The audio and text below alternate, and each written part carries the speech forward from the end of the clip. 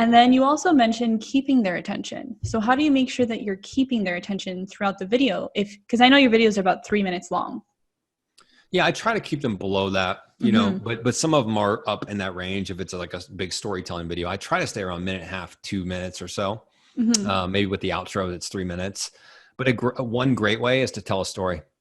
So you don't want to, you want to give away your value. You want to give away the tips, the strategies for free, because that draws people in and it shows that you're credible and they want to work with you. And they figure, hey, if this is what you get for free, what would you get if I hired you?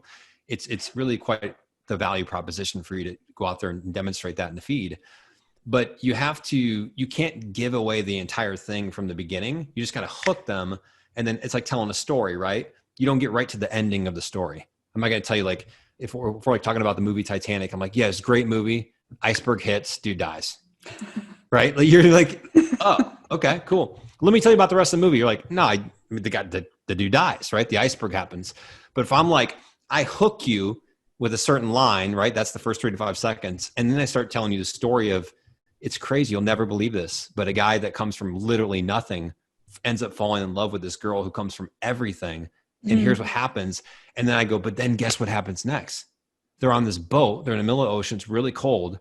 And boom, this iceberg appears out of nowhere. And you're like, oh my God, what happens with the iceberg and the ship? Do they hit the ice? They do hit the iceberg. Now, I'm not going to tell you he dies and all that stuff yet. I'm going to keep going.